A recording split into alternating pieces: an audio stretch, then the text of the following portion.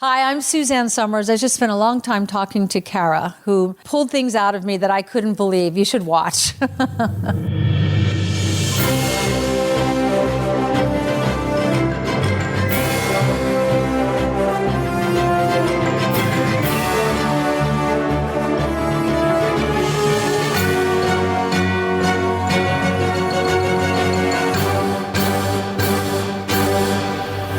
Hi, this is Kara. Welcome to Really Famous, where you get to know icons and legends like Suzanne Summers on an intimate level.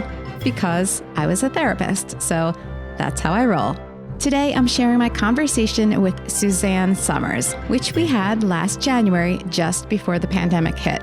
Suzanne, of course, played Chrissy Snow on the sitcom Three's Company, alongside John Ritter and Joyce DeWitt, until she was fired. There's more to her story than that, and you're about to hear it all. I caught up with Suzanne when she was in New York to promote her book, A New Way to Age.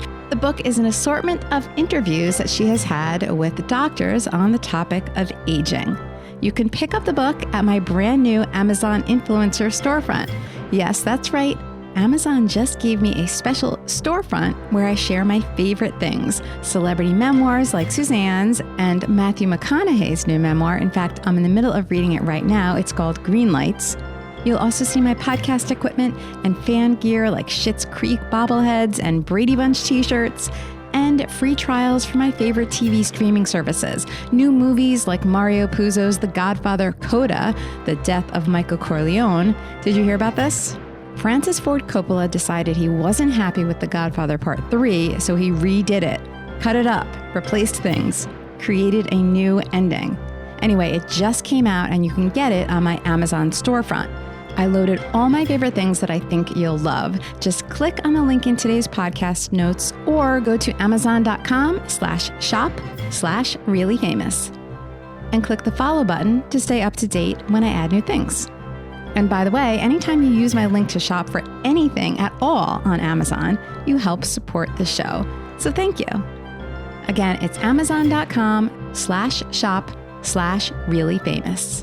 So my talk with Suzanne was recorded at the iconic Lee Strasberg Theater and Institute in New York City, an acting studio dedicated to the ideals, values, and vision of Lee Strasberg's work, which is known as The Method. The list of alumni who trained with Lee or studied at the Institute is major and includes Al Pacino, Sally Field, Marlon Brando, Uma Thurman, Laura Dern, Harvey Keitel, Scarlett Johansson, and Really Famous's very own Michael Imperioli.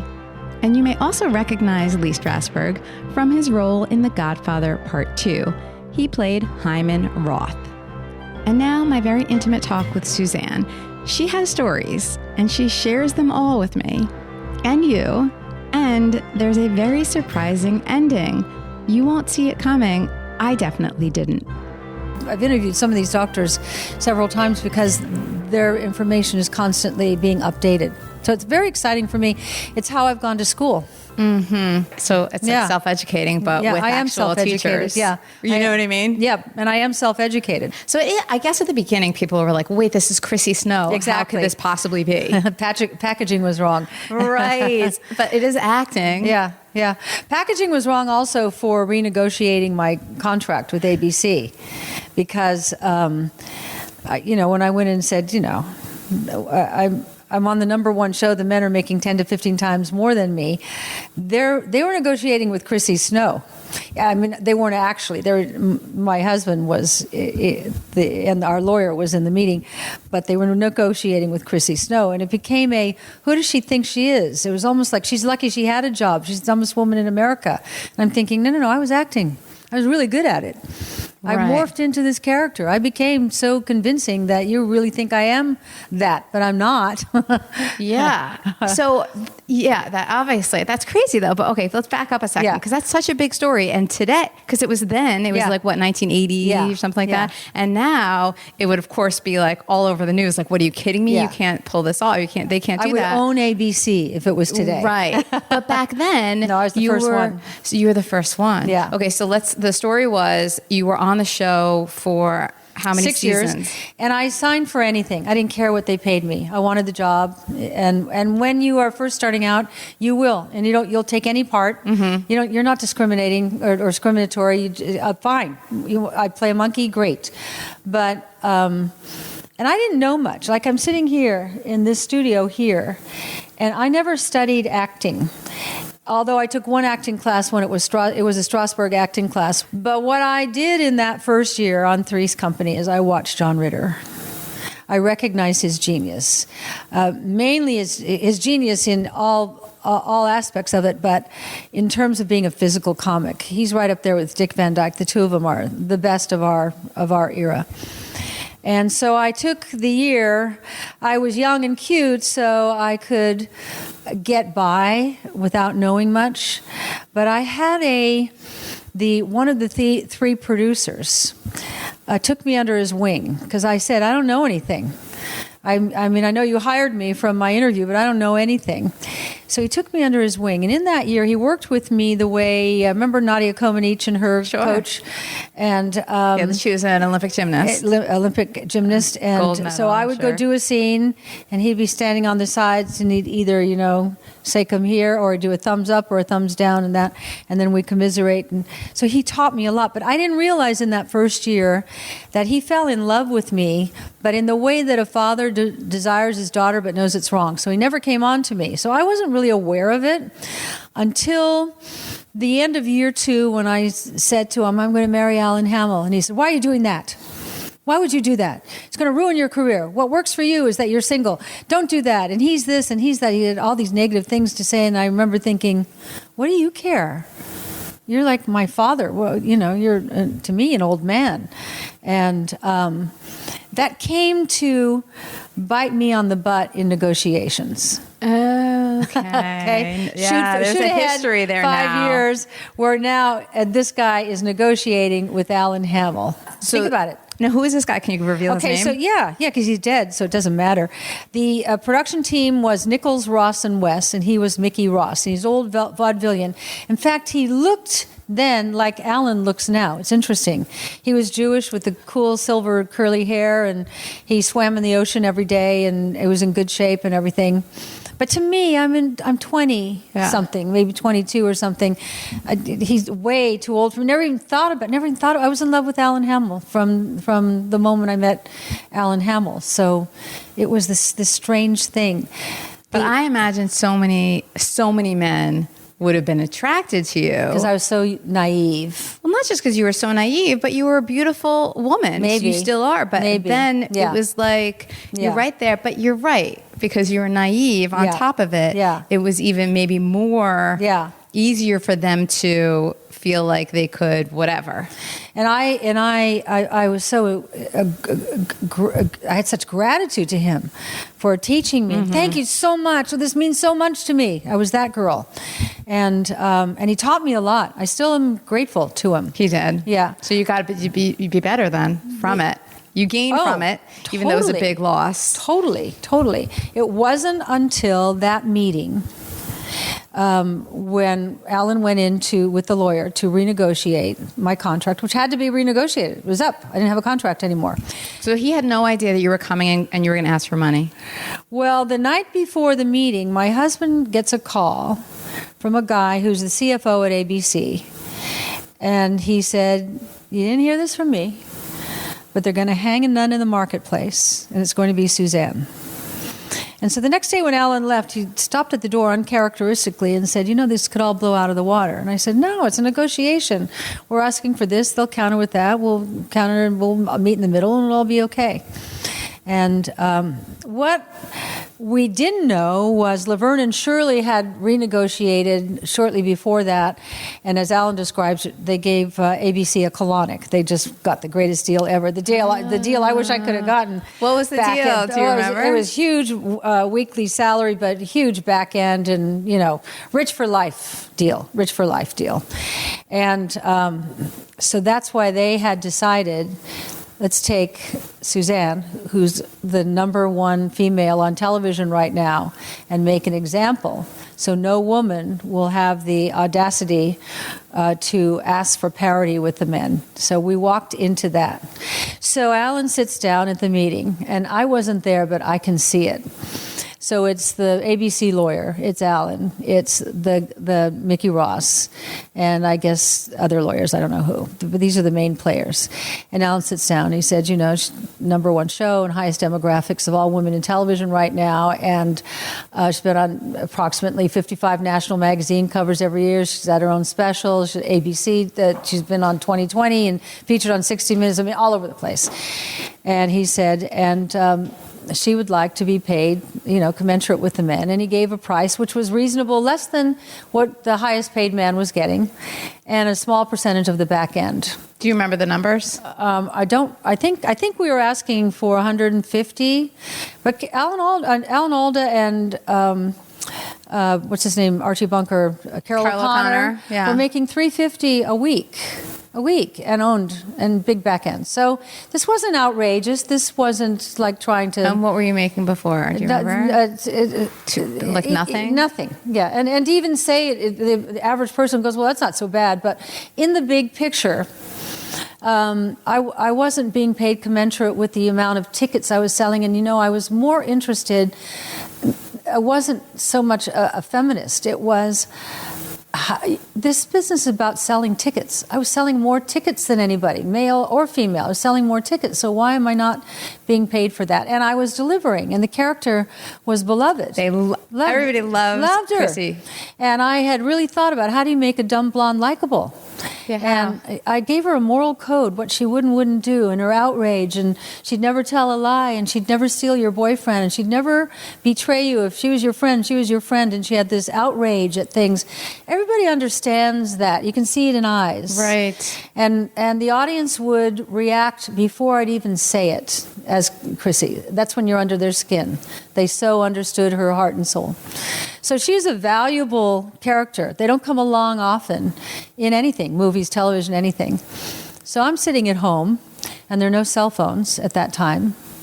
And the 3 hours just were an eternity to me. And there's a way the front door opens when it's good news, and there's a way it opens when it's bad news. And I lived in a multi-level beach house, and I hear the front door creak open and creak close, and I heard him slowly padding up the stairs. So I met him at the landing. He looks at me and he goes, "You're out." I said, "I'm out?" He said, "You're out." He said, "They were going to fire you when I walked in." They were going to fire you no matter what? No matter what. Not just not agree to the raise, but fire? Yeah, they needed a patsy. And so, man, I mean, for almost a year, I had a little pity pot going. Why'd I do it?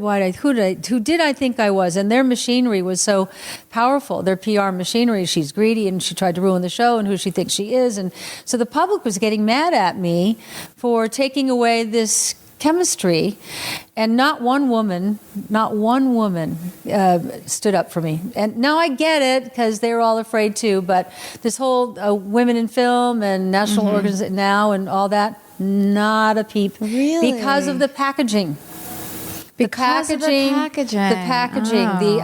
I'm wearing short shorts and little suspenders, and I'm playing a woman child, and I thought she was delicious in her innocence, in her total innocence. And then one day I heard a voice in my head. Why are you focused on what you don't have? Why don't you focus on what you do have? And I thought, what do I have? And the voice says, you have enormous visibility.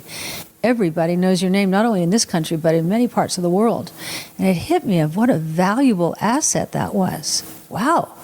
Here, as people are trying to make their name known, I'm known everywhere I go, still, as a fired actress. Hey, Chrissy, we love you, all this stuff.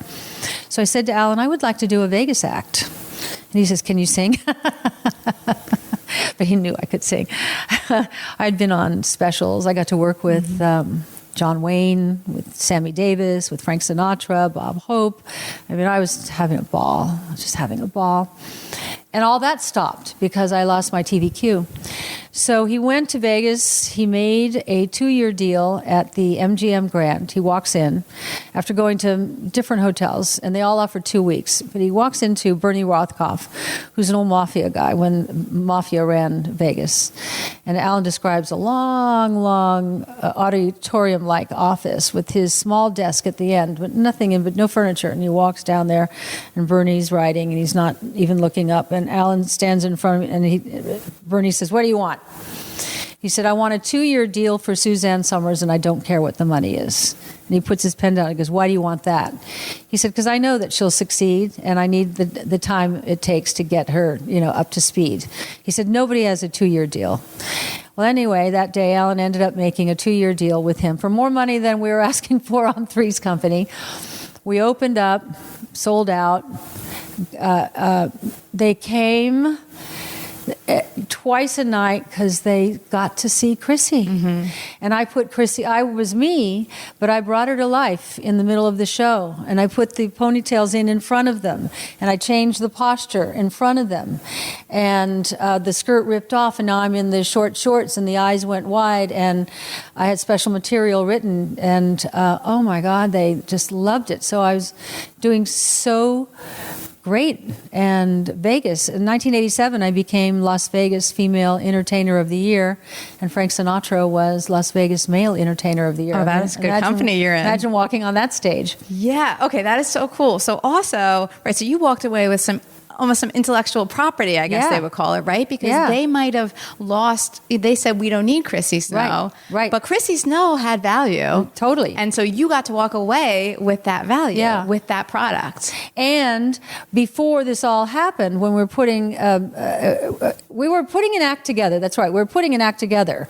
But we hadn't seriously, but we asked if we could have outtakes. Nobody had done outtakes before. In fact, Alan's partner at the time was Dick Clark. And Dick Clark saw my outtakes, and that's where he got the idea for bloopers, which was a huge success. I love that show. Dick turns everything to money. Yes, Dick, and that Dick is the most. That's right. It was a whole show. Dead. Dick is still making money. He just can't stop making money. Wait, so he made the bloopers show, and that's the first time that bloopers were aired, right? Yeah. But now but I had them on my opening night. Dick came and saw the outtakes that I had been given permission to use whenever I had an act. You were given permission from Three's Company to use footage? Before the firing. Oh. And they had forgotten about it, but we had the permission. So I'm doing my show, and that's such a successful part of the show to see the outtakes, because the outtakes were hysterical. And then we get a lawsuit, cease and desist. And so we had to remove. They were crappy to me. Well, not enough to fire me, but then to portray me as greedy and who does she think she is, and then take away you get nothing. And I thought, all right, if this is business, I guess I got to develop a thick skin. But then I went on and really, really, really enjoyed nightclubs. I didn't want to go back to television, but television started doing this, beckoning me, and I went and I did a crappy show called She's the Sheriff, which I hated the outfit and I hated the character, but it was a foot in, and then Step by Step came up, and that was my other great husband, Patrick Duffy. Yeah, that was great too. Wait, can we get back to your first husband though? When I say husband, I'm doing it with air quotes. To John Ritter. Yeah. So you learned from him. You're watching him. You knew right away when you were working with him that he's super talented and something special. So that's how I learned. I learned by watching great. So what did he do? Like, what did you specifically observe? It was timing. Timing is everything. His timing was perfect. And when I started really having chemistry with him, our chemistry was sparky, and I knew what he was going to do next, and he knew what I was going to do next. And it got so they started really writing the show for Jack and Chrissy, which then created a little problem with Janet, because she's with all the training, and she was UCLA, and she had the scholarship, and she was the everything. And I come in, and I'm the one who says I've never taken an acting course, and now I'm getting Golden Globes, and did I get Golden Globes? I think so, but I got People's Choice Favorite Actors, and Emmy nominations, and she's like kind of simmering over here. So did you feel the tension? Yeah, because she's thinking I'm the one with all the training. But see, I don't know. I'm a person. It was better I didn't go to college. I'm not college material. It's better I didn't study acting because I'm organic. So when I watched John, that's great. When I watched Joyce, it was method and perfect, but not organic. John was organic. So John, did he have training? Or Oh, no? yeah. He Yeah, did. What kind of training? I don't know. I never really asked him. But he was a trained actor. He knew how to do it. But he just, how do you describe genius? He had genius. I'm attracted to genius. And who do I want to learn from? Joe Schmo over here or genius? So I just kept watching John. Then I've got the guy who's in love with me, coaching me. So I had great support there. And then one day I heard it. I'm sitting there, I'm watching John, and I went, oh, comedy is musical. Oh, I've heard that before. I am musical. It's set up, beat. I heard the rhythm of it. And I started thinking about every time I get a huge laugh, it's because the rhythm is there. And so that was the first time the light bulb went off. And then here's the second problem with the guy who fell in love with me. I wanted to show him what a good job he did. So at one point, I stopped looking at him at the end of the scene to get my thumbs up or thumbs down because I knew I scored, and I wanted him to know I can fly without you now. Like any good parent, at some point when your little bird flies off, you should feel proud of yourself because you got them ready. But that made him mad. I'm in love with Alan Hamill. I'm going to marry Alan Hamill. I'm not looking to him for the thumbs up or thumbs down. So I don't know these are such problems over here because we haven't had that meeting yet.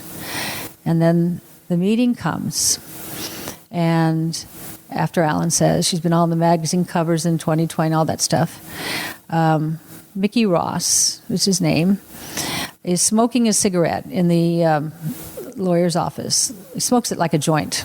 He'd smoke like that. He takes the cigarette, puts it on the floor of the lawyer's office, stomps it out with his foot, walks over to Alan Hamill, holds on to the arms of the chair, leans over nose to nose and says, "You want me to share my blood with her?" And Alan said, "Yeah." And that was when it blew up. It's sort of Shakespearean. That's really something else. Yeah. So did you stay in touch with John after the show? No, because they created mob fury with the cast. She's trying to ruin the show. They never told them the truth. And even, I wrote a book a couple of years ago about Alan and I talked about this, and Larry, the neighbor. The Regal Beagle guy? Yeah, and he does an interview, and he said Alan Hamill overplayed his hand, and they got greedy. And I'm thinking, man, do you not know what happened? And Joyce didn't know what happened. And they all were mad at me. None of them. The whole cast, the crew, wardrobe. I'm walking down the street one day on Rodeo Avenue, and the guy who dressed Chrissy Snow, we had a rapport because we're always thinking about what would she and wouldn't she wear. He saw me, did an about face, and crossed the street. So what was the story? What did they tell them? They did not tell them the truth. I don't know. You don't know what the fake story was? But I know what they were putting out to the public. So I never talked to any of them until maybe 30 years later. I'm at the beauty salon having my hair colored. Now you know, I color my hair. Please don't tell anyone. And I'm in the shampoo bowl, and the receptionist, she comes up, and you have a phone call. And I said, "Can you take a message? I'll call back." She said, "It's John Ritter." Yeah. So I get on the phone, and I said, "John?" And he said, "Hey, babe." And then he said, "I forgive you." To which I had a moment where I had to really put on my big girl pants because my insides were going, "You forgive me?" And I said, "Thanks." That was me. And then he wanted me to be a guest star on his show, 8 Simple Rules. He said, "We wrote this thing with a dream sequence, actually a nightmare, and in my nightmare, you and Joyce are in the nightmare." And I said, "So we haven't been on camera together now for 30 years, and now you want me to come back as a nightmare?" Was this the same conversation? This was at the hair salon? Yeah, hair salon. So it was all one conversation. I'm sorry, and then will you be on the show? And I said, that's not the way I want to come back with you, but I'm emotional talking to you. And I wanted to do something with you. And I feel there's no resolution, that there's a whole body of people out there who were so still hooked into that show today. I know it's weird because that won't happen anymore, because no show gets that kind of focus anymore. And I said, why don't you and I find the right project to do together? Maybe Jack and Chrissy meet one another on a street corner and they end up getting married. Let's think of something. And he said, actually, that's a good idea. And we decided to find a project for one another. And a week later, he died. Oh, wow. Oh, wow. Oh, wow. And so then the wound, let's stick the knife in the wound again. How did you feel when you heard he died? I now know what heartache means. I had a heartache. But I was so glad that we'd had resolution. Yeah. I would not have wanted him to die. I really cared about him. Would not have wanted him to die with this ick. Mm-hmm. And so then, being Irish, funerals are really important. And so I called the producer of the Emmys, who I forget who it was. He's the guy who always produces. I can't remember his name. He started coming to see me in Vegas. It'll come to me in the interview. And I said, how about I come from the right, Joyce comes from the left stage. We both wear black gowns, and a black and white comes down of John Ritter, and the three of us are united on the Emmys. And why don't we say goodbye to John that way? They didn't want that. They didn't want me associated with him. They didn't want me at his funeral. They brought on Henry Winkler, meant nothing to the audience. They were friends, I guess, but it didn't mean anything. And so we lost that opportunity. So I had resolution. The people around him still had ick, and they wanted to keep the ick going. And one of the things that I like about growing up is the wisdom that comes to forgive and let go of toxicity and toxic people. And that was just a lot of toxic energy that I didn't want in my life at all. Mm-hmm. Yeah, it is interesting. And probably people didn't even know that you had talked a week before. Nobody knew. And that all was looking good. Yeah. What about his family? Did you talk to his family at all after that? I started to get to know his wife, Amy, because their daughter and my granddaughter were going to the same school, so I would see them. It wasn't over the top friendly, but it was cordial. Well, Jason Ritter was on the show. Yeah. I guess it was maybe 6 months ago or something like that. And he's a great kid. No, I guess he's not a kid anymore. Yeah, he's not a kid. I tried to get something going with him.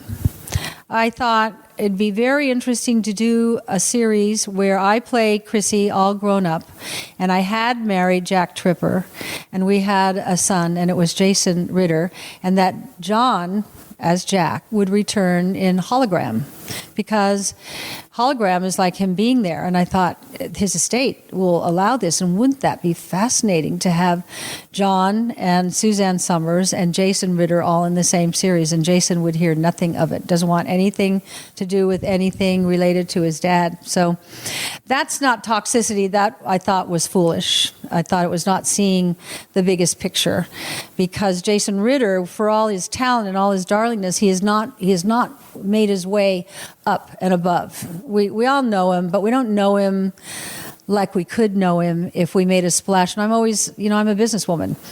And so I think of marketing. What great marketing.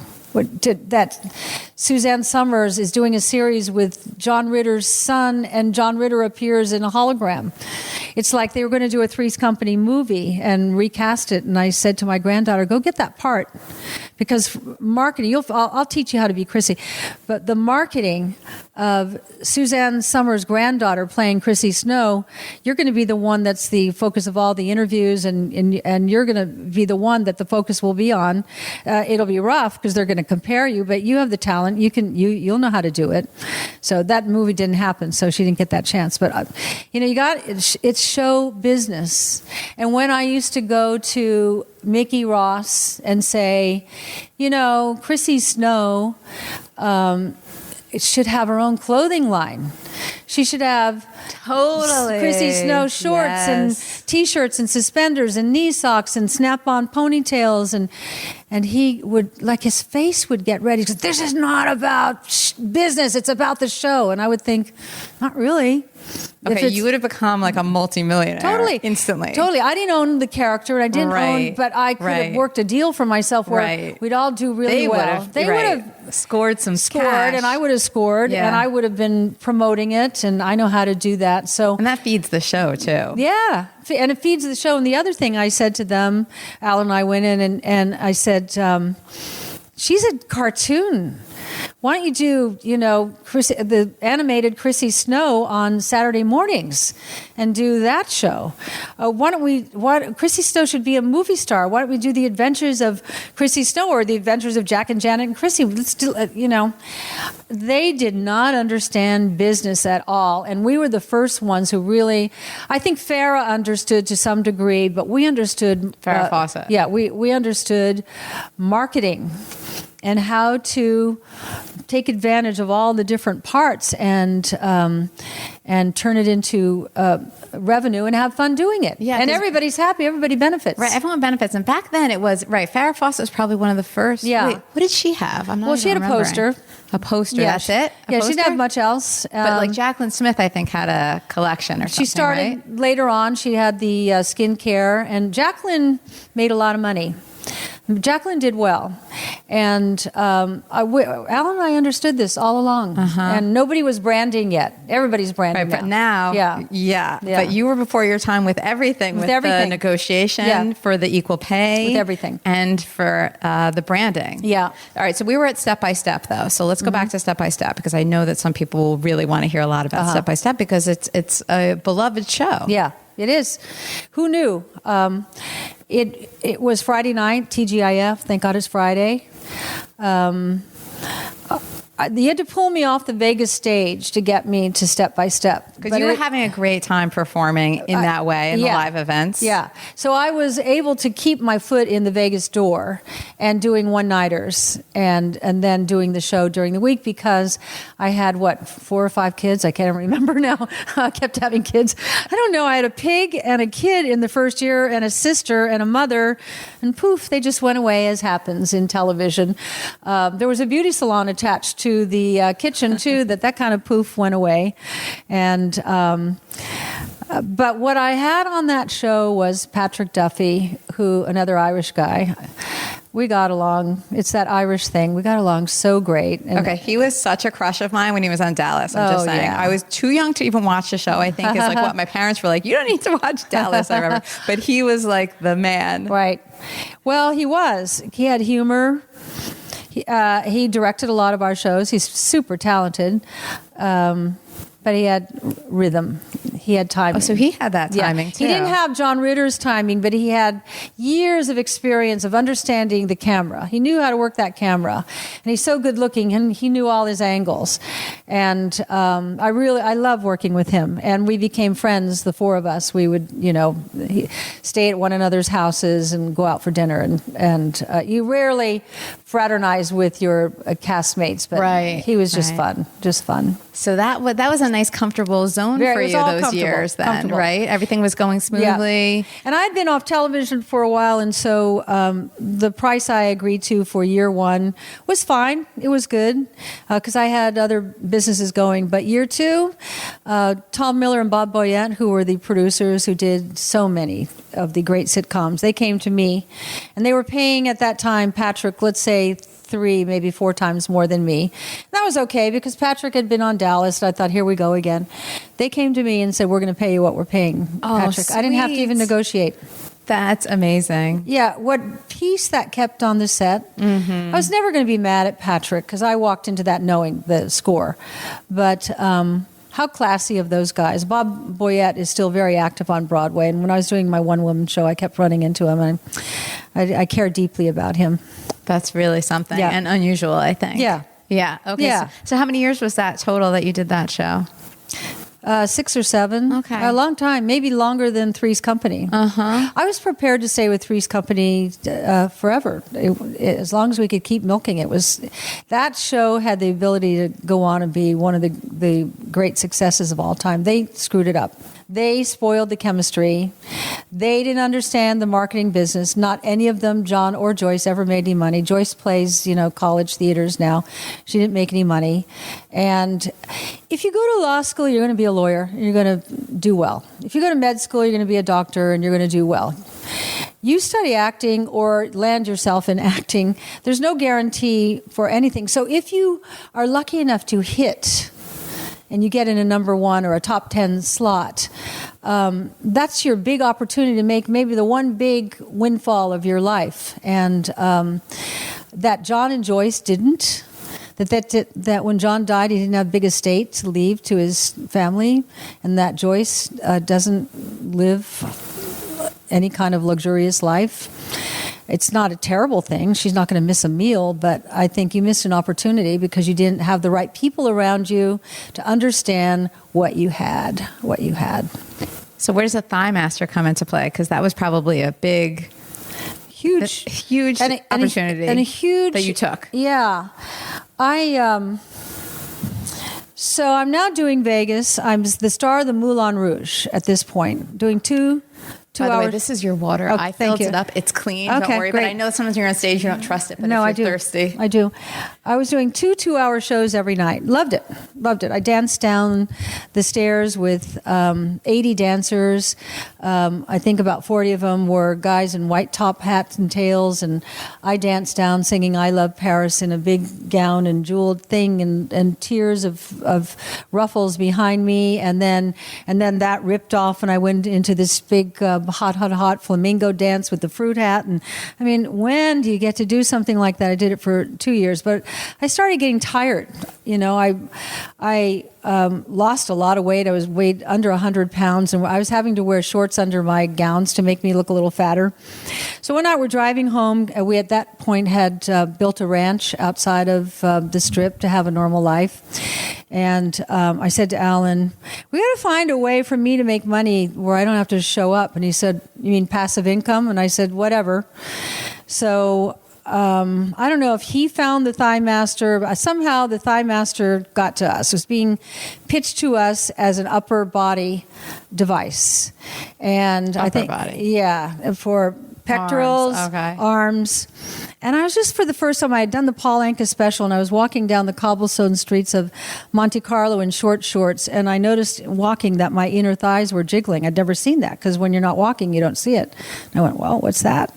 And so while this woman is demonstrating this upper body V-toner, it was called, I said, is that good for the inner thighs? She goes, oh, yeah, it's great for the inner thighs. I said, but people are really interested in their pectorals. And I said, no, not women. I said, we want those thighs tight. So here's where Alan and I think I named it Thighmaster. He thinks he named it Thighmaster, but who cares? Who cares? We put it on, and we're trying to figure out how to market it. And I had bought a pair of Manolo Blahnik shoes. And in the early 80s, $565 was and still is a lot of money for a pair of shoes that are plain. Pointy toe cleavage, just the right arch, just the right heel. Makes your legs look long and beautiful. Same color as your skin. I've always believed in that, especially if you're not a tall person. Elongate. So I'm looking at these shoes, and I thought, Alan's going to think I'm so stupid for spending almost $600 on a pair of perfectly plain shoes. So I walk out of my dressing room in my bra and underpants, and I said to him, you like my new shoes? And he said, great legs. And I went, that's the commercial. So if you ever see the commercial, I'm wearing those shoes. They pan up my legs with off-camera Alan Hamill going, great legs. And I go, thank you. It's my Thighmaster. And I got to ride off the shoes. So it was a real reenactment. And then we sold, at last count, well over 10 million of them. It hit the... Wow, 10 million. hit a chord. So it was totally so you owned it completely, really? Yeah, we didn't originally we had partners, and the partners got so drunk with money. When the money was coming in, they spent all the money, and then it started going into the legal reserve, and pretty soon they bankrupted themselves. And so we came in and scooped the whole thing up. And who really sold it were the comedians. David Letterman would do Thighmaster jokes. I remember one night Jay Leno he said the Thighmaster juice squeezer, and he was making orange juice with the Thighmaster. And everybody was doing Thighmaster jokes, and every time they did it, cha-ching. And then one night we come home on the road, and I'm lying in bed. It's like 3 a.m. I turn on C-SPAN, because that's the only thing that used to be on at 3 a.m. That was before Netflix. And there's George Bush Sr. at a state dinner in a white tie and tails. And he said, the reason Marlon Fitzwater isn't here tonight is that he busted his Thighmaster. And I went, I can't believe we got the President of the United States selling Thighmasters for us. So that was our first foray into merchandise, branding. And now we owned Suzanne Somers. I didn't have to ask permission from anybody. Can I use the character? We owned Suzanne Somers, and we branded Suzanne Somers. And I would have loved to have branded Chrissy Snow, but they were really too stupid to see the... Well, you didn't need Chrissy Snow, as it turns out. Anymore. Yeah. I mean, I could still use her. Yeah. Can you imagine selling anything today as Chrissy Snow? I could sell it at a minute. I'm back, I don't know that Chrissy Snow would get the reception today. Yeah, you would think, but get in an elevator with me here in New York. But you're Suzanne Somers. Yeah, maybe that's what I'm saying. I think Suzanne Somers now has more value. Oh, maybe she's bigger than Chrissy Snow. Maybe. Yeah. Probably. I think you outgrew Chrissy Probably. Snow. You think so? Yeah, probably. Yeah, who knows? But anyway, all I know is you can't know this until you do it. These careers are high and low and high and low. You learn nothing at the high times. It's fun. Mm-hmm. You're so busy working and having fun and getting paychecks and things. It's when you dip down that you see who you really are. A lot of people, when they take the dip, they get depressed and they're a victim and why me and why bad things. For me, it became here's where you learn. Here's where you learn and grow is from the low times. And I now have been around long enough, and I plan to be around a lot longer, to know that when you hit the top almost, you really have no place to go but down. Don't go down. Go right or left. Reinvent. And the reinvention has been so interesting. Did I ever think I'd be this writer? Did I ever think? Yeah. I just recently was asked to speak to 7,000 doctors in Sao Paulo, Brazil. I teach doctors because I, in an autodidactic way, have my focus is narrow, but it's a focus that the doctors don't learn in medical school. And it's what's missing in allopathic medicine. There's no room for decline in hormones, decline in nutrients, decline in minerals. It's all about allopathic is here's the problem, here's the drug for the problem. I've come in with let's only go to the drug when absolutely necessary, but along the way, let's do lab work and see where the values are and see where the ratios are. And I understand that in a way that surprises me. When I wrote this book, my first books, they were never done. They were never right. Can I have a little more time? Can I add a little more insecure author? Uh-huh. I now know when they're done. You got it. So how did this start? Was it when you were diagnosed with cancer? Is that what started your interest in the whole medical and health field? Medical and health. Cancer was my veiled gift for sure.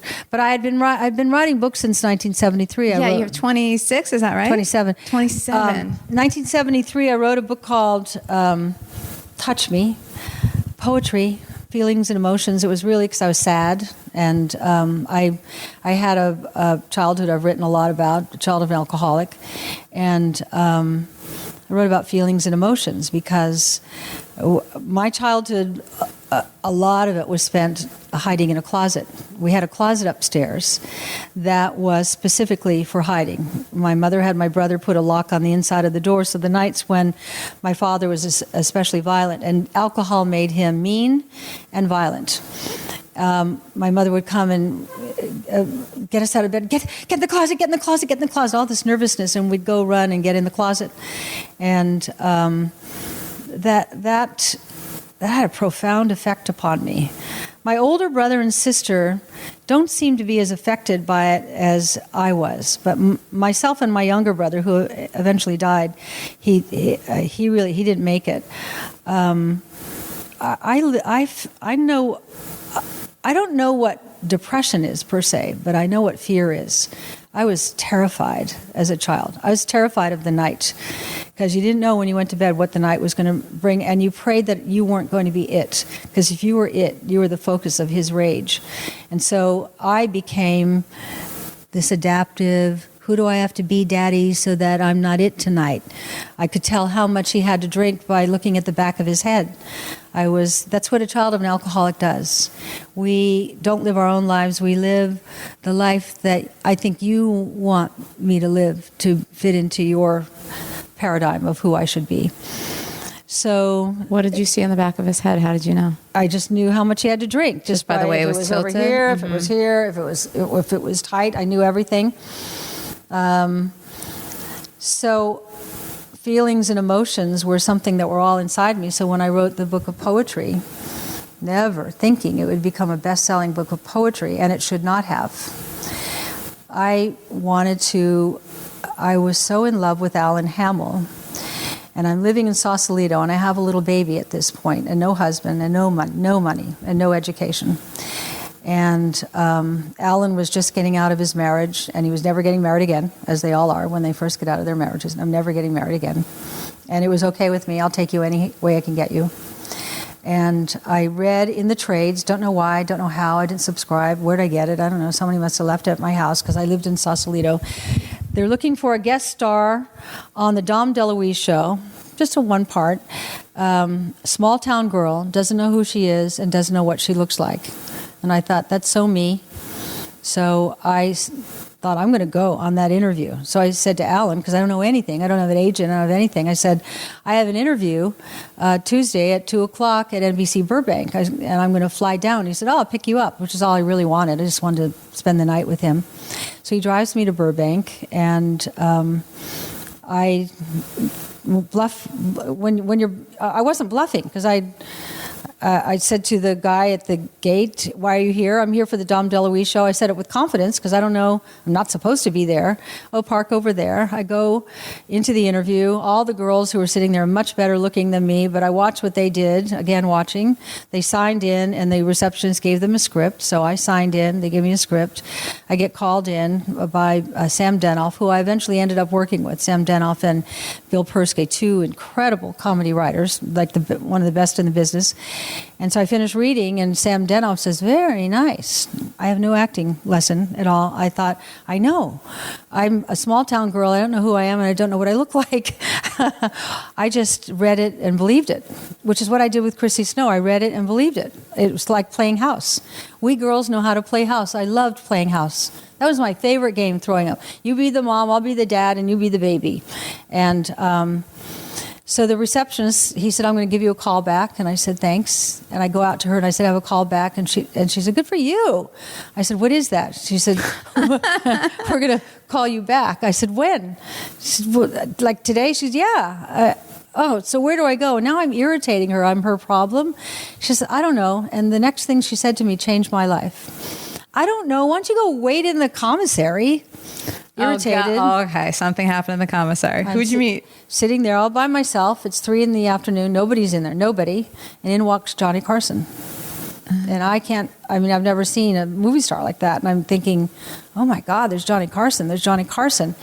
And then I thought, oh my God, Johnny Carson's walking over to me. And he comes up to me and goes, hey, little lady, what are you doing here? And I said, I have a call back because I have lingo, right? And Dom DeLuise, he's a friend of mine. I hope you get it. So I had no 8x10, but I had my little book of poetry that I somehow got published, and I just handed it to him. That was Wednesday. And So you had that with you? yeah, because I didn't have a picture. Because I didn't have a picture to leave. So you wanted to have something in your hand. Yeah, and it's a book. That represented you, right. Yeah. And I only had one credit to my name on the back flap, so I put it there. So that was Wednesday. Friday night, I was booked on the Tonight Show, my first national TV debut. Show. And I didn't own a dress, so I wrote a bad check for $75. That's a child of an alcoholic thing. I'll figure it out later. You live unrealistically. And where'd you get it? Some crappy little shop in Sausalito. But when you're 20... anything looks good on you. And it was a one-shoulder knit to the ground. I didn't wear a bra because I didn't need one. I didn't even think about I'm not wearing a bra. I just didn't need one because you're 20 and they just look amazing. And I'm standing behind that curtain, so nervous. I hope I don't throw up. And I hear Johnny Carson say, "We've all been wondering who the mysterious blonde in the Thunderbird was. Well, we found her." And the curtain opens. I had not even seen American Graffiti. It was one night's work. It was $136.72. I needed the money. That's all it was to me. Oh. And so you had done that. You had done that before this? Yeah, I'd done that before Three's Company. Before, it was 1973. I wrote a book of poetry. I knew a poet, Jim Kavanaugh. He put me in touch with his Workman Publishing. They liked it, but I went out on the meeting with the two guys who were the publishers, and it was like I was invisible. They're sitting there at the Cock and Bull. Is the restaurant they took me to, and it's all one of these noisy where all the men go and drink scotch, and they're talking like I'm not there. They go, it's a good gimmick with the way she looks, and she got a book of poetry, and we could sell that. It wasn't about me. It wasn't about the poems. So I got it published, and I sat down with Johnny Carson, and he just loved me in the best kind of way. He never came on to me or anything. And his first question was, "Well, when did you get to town?" And I'm literal. I said, "Today." I got here today. And he started having me on every month, reading him poetry. And he'd have an isolated camera on himself. And he'd do sad faces and pretend like he was crying when I'd read to him about feelings and emotions. Touch me not like a tree or a thing or even a flower. Touch me like a woman. And he'd be doing all these things. And my book of poetry became the #1 best-selling book of poetry in America, along with Rod McEwen. And then I started doing his show every month.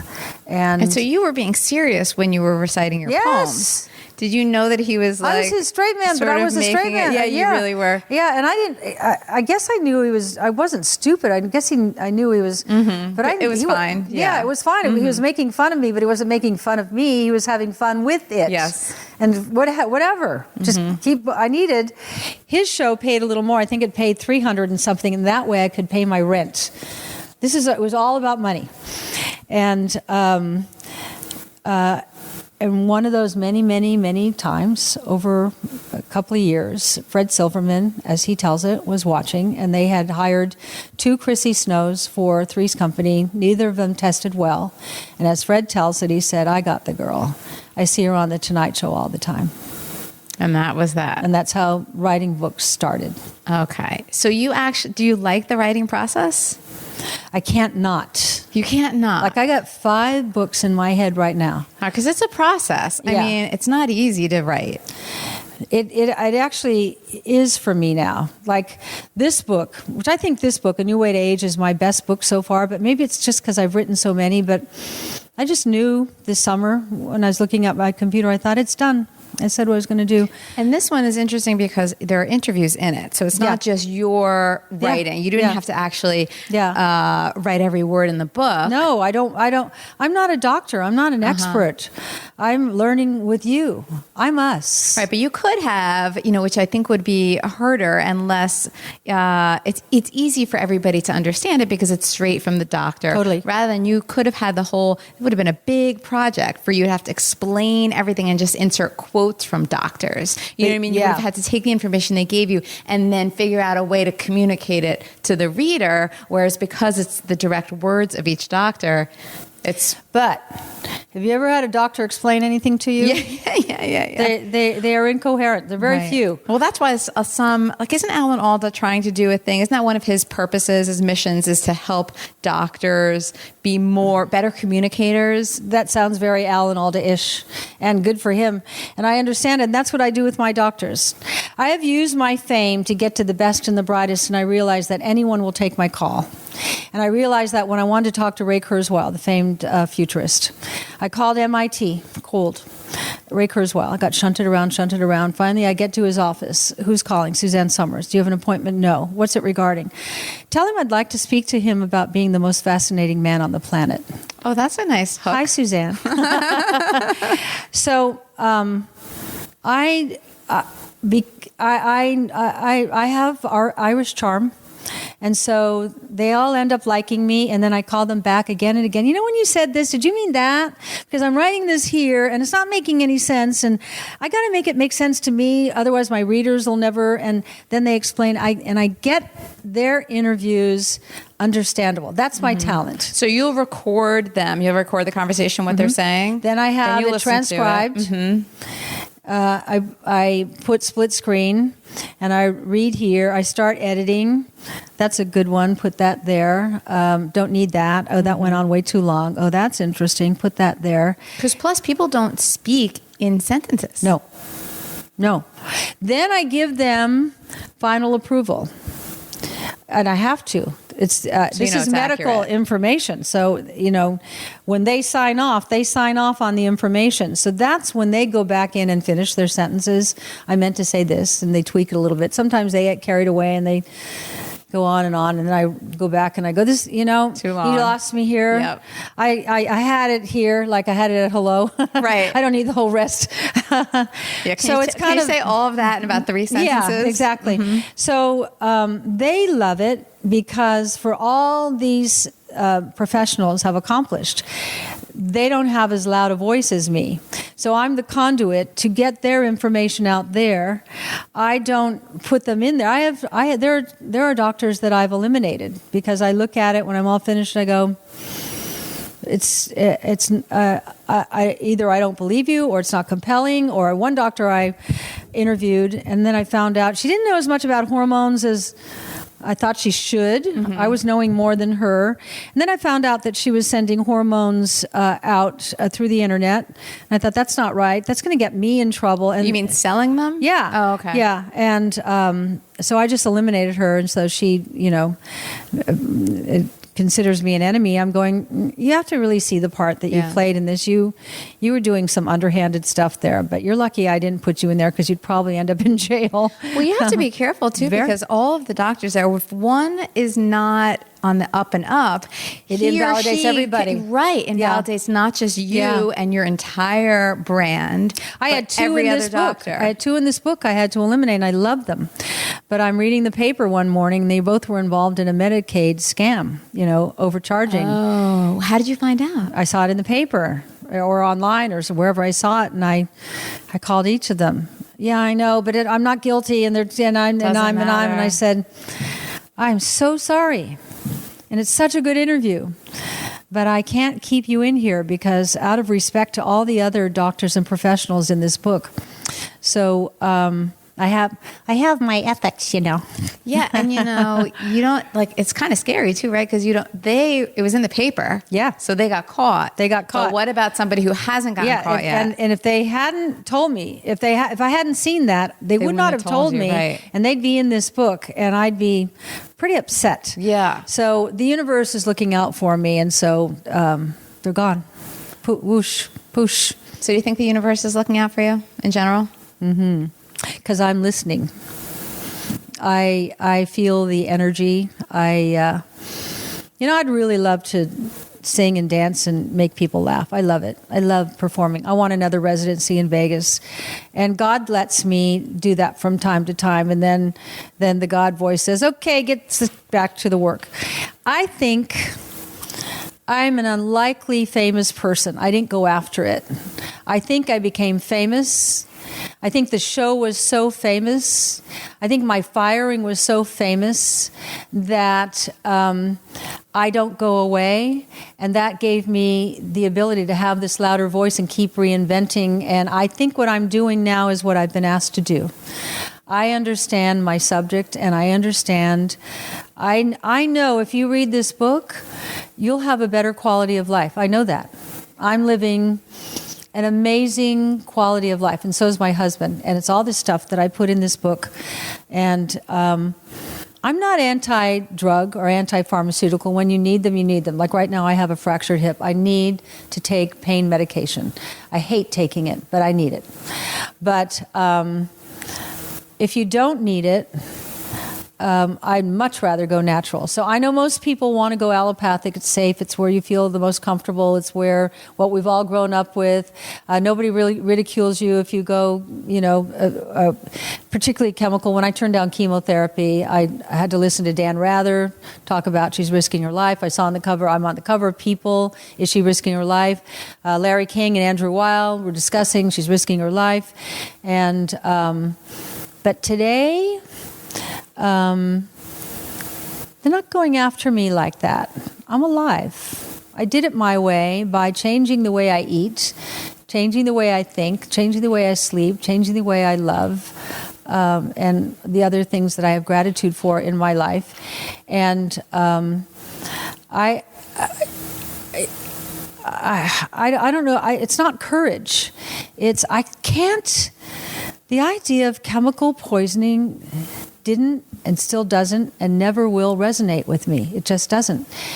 If you could say to the doctor, you just take this chemotherapy, and I'd always say to my reader, at that point you say, if I take this chemotherapy, will it cure me? They have to say no. They don't know. There is no cure. If it was a cure, it'd be all over the place. Chemotherapy is the cure to cancer. It's not. It's not. So this rolling the dice of, let's try to kill it. We'll probably kill it and hope we don't kill all the rest of the cells. Like I'm watching Friends now, one of mine, we all know Alex with pancreatic cancer. I pray he lives, but I don't feel good about his choice, but it's not my Alex choice. Trebek? Yeah, it's not my choice. And that's the choice that feels safest to him, and that's why he went that way, and that's what I respect. If that's what resonates for me, I couldn't do it. So what did you do for the cancer? I changed the way I ate. I did do radiation, which I wish I did not do. All the trouble I have with my health is radiation induced. My breast surgeon says radiation is the gift that keeps on giving, because you get scar tissue, you get like hardening of fat and things from it. You get scar tissue. I got scar tissue.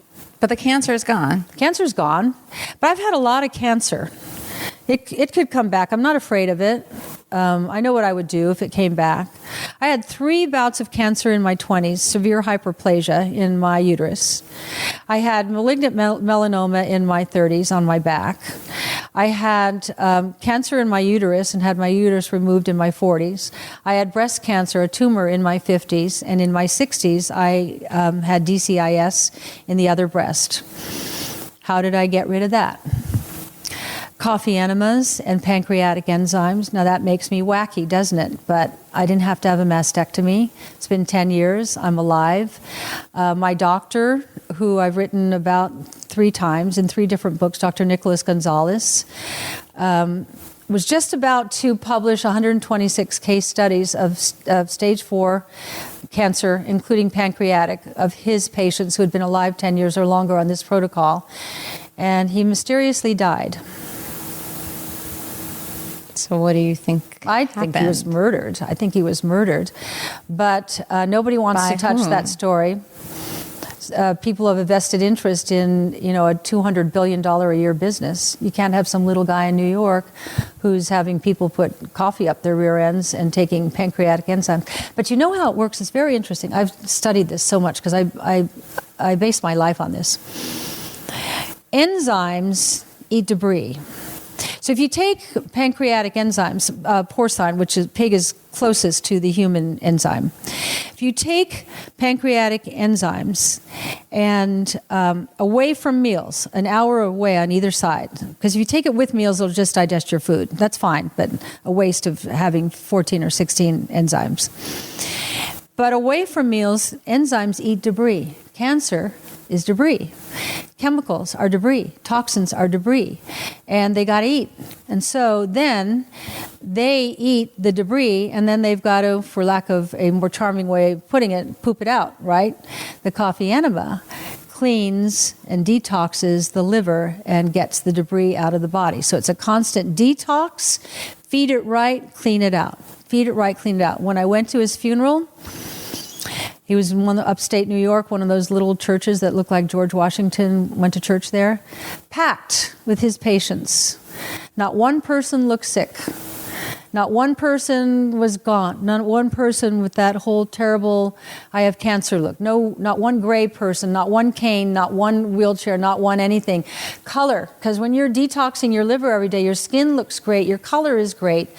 And then the reception after was one story after another. 26 years ago, I was told to get my things in order, and I started this, and I never looked back. And belief is a big part of everything. But for me, I believe in this, clean it out, feed it right, clean it out, whereas I don't believe in let's try to poison it out and hope the rest of you doesn't die with it. Yeah, so no regrets there. None. At all. I'm alive. Here I am.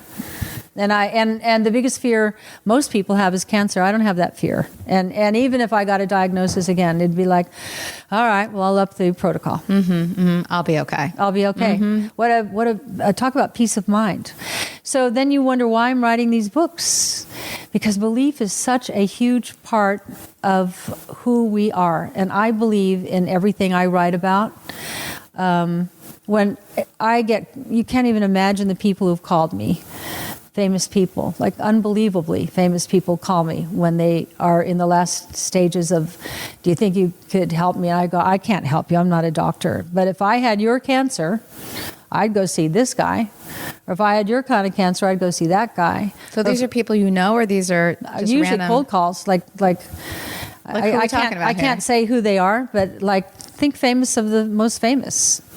And when I get a call like that, it doesn't shock me or anything. I go, hey, what's up? And I always know what they're going to say. Same thing with people's guts. Same thing with hormones. So many women. So people call you. They'll cold call you. They call me like I cold call doctors. Exactly. Yeah. Why not? So when you say, this is what I'm supposed to be doing. So you feel like you're exactly where you... Yeah, I don't know where it's going to go, but I know right now, the fact that this book fell out of me.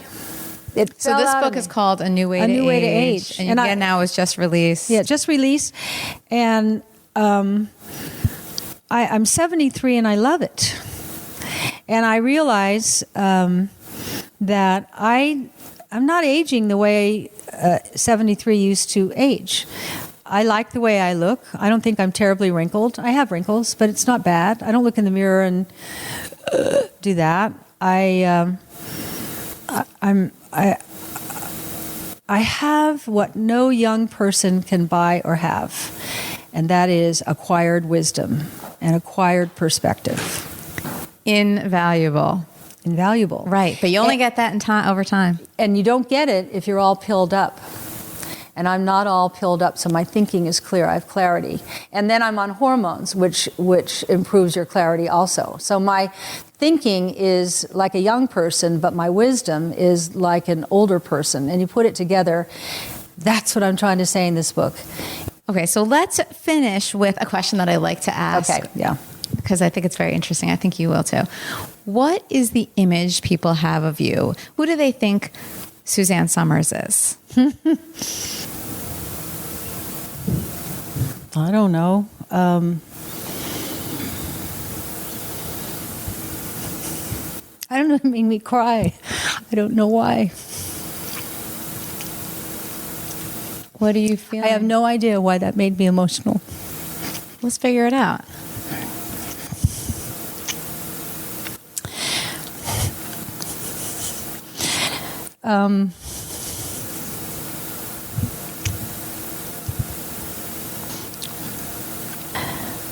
I don't know if anybody can understand anybody else's journey. It's been such a journey of forgiveness for others, for myself. I hope people understand I'm not screwed up. I've been screwed up, and I know what that feels like. I know who that is, and I'm not anymore. I've worked really hard to not be screwed up. So I love being attractive, so I hope when they look at me, they think I'm attractive. And for my age, I want that, because I want you to know it ain't over, and it keeps getting better. I want that. And that life is what you put into it. What's making you emotional about it? Is it how I have no idea. People have perceived you over the years?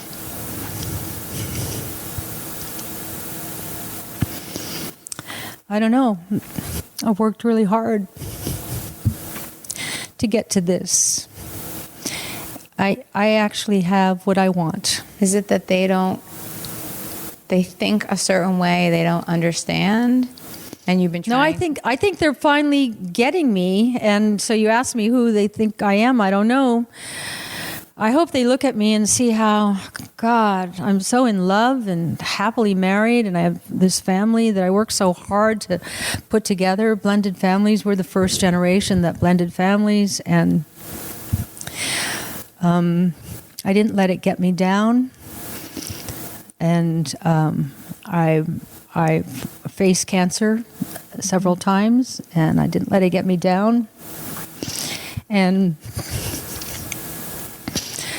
I think that I can offer hope.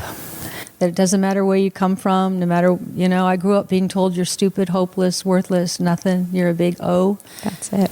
That's probably it. I'm not. That's it. I'm not. Surprised me. I didn't know I was emotional about that. But life is it's great. Life is really great. And I think what I love most now is that I'm respected, not by everybody, but I am respected, and man, that feels good. By the way, I think that's what it is. I was a therapist before I did this. Oh, so okay. Well, here I am. So how'd you get me here? I feel like that. I'm just going to give you my therapist feedback. Mm-hmm. I think it's what you just said about what you were told, who you were told you were. Yeah. When you were growing up. Yeah. Yeah. And I got the I'll show yous. Yeah. And I don't need to show anybody anything anymore. Mm-hmm. Now. It's I've got your back, and what I tell you, I'm telling you from such good faith, mm-hmm. and such belief, and you don't have to follow me or believe me.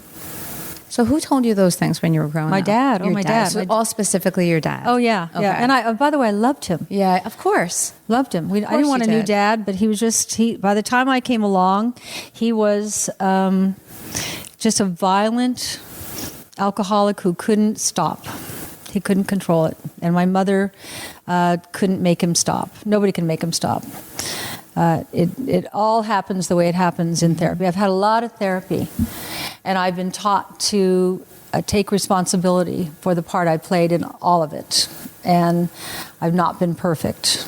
Nobody's perfect. And one day I said to my therapist, I try so hard to be perfect, and I never hit the mark. She goes, well, welcome to the rest of us. Yes. There is no mark. Yeah, she said, God is perfect. There is, after that, there's nothing. And that was very freeing for me, because when you are a child of an alcoholic, if it could just be perfect, you wouldn't have to drink so much. Yeah, but absolutely has nothing to do with it. Yeah, right. Yeah. Right. All right, so the second part of the question is going to be easier for you. Okay, right. Or maybe it won't be. I don't know. I don't either. The second part is, who are you? Who is the real Suzanne? Oh, I'm fabulous. I don't want to be anybody else. There's nobody I look at and wish I was them or had their life or anything. I like the way I think. I like my brain. I love my life. And every morning, I know that we are 40 trillion cells approximately. And every morning, I know they all talk to one another. I take one cell. I've been doing this for 15 years. And I tell that one cell, I love my life. I love my husband. I love my family. I love my work. I love that I live in America. I love the food I get to eat. And I just go through a litany of what I'm grateful for. Then I release it. And then it has to go tell all the other cells. Has to. And conversely, if I said I hate my life and life sucks and my husband sucks and all that, it would have to go tell them all that too. So then I realize I'm in total control of my happiness or unhappiness, whatever it is. I choose it. We all choose it. All right. Thank you, Suzanne. Thanks. Wow. I didn't know about that. Surprised me.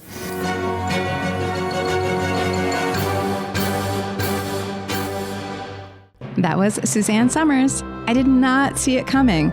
And stay tuned. There's a little more she said. I left it in as a little bonus at the end.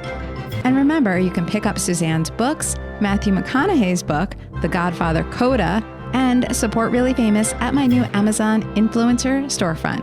Click on the link in today's show notes or go to amazon.com/shop/reallyfamous. Extra shout outs and thank yous this week go to Rebecca, Michelle, Pat, Lindsay, Jamie, Sean, and Bob. Thank you for supporting the show. I'm Kara Mayer Robinson. Thanks for hanging out with me and Suzanne. Talk to you very soon. Very emotional. Maybe because I was digging it all up, Yeah, you were digging it all up. Plus, you were on this, you've been so busy probably since you came here. Yeah.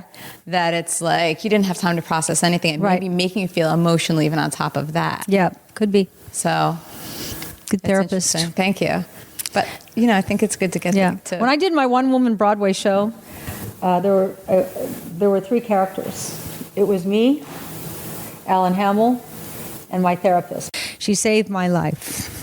Most people don't tell their therapist. So their therapist may see some of it happening, but they won't know that years later, their impact is still felt. So I'm sure she appreciated it, even if she felt a little bit strange being out of the closet. Yeah, validated her life's work. The last time I ever saw her, she said to me, this 3 years in, I don't want you to come anymore. I said, why? I pay. She was charging me according to my ability to pay, $1 a visit for both me and my son. But she had let my son go 2 years earlier because he had been run over by a car, and that's why we went. We didn't go for me. I wasn't worthy. I was for my son.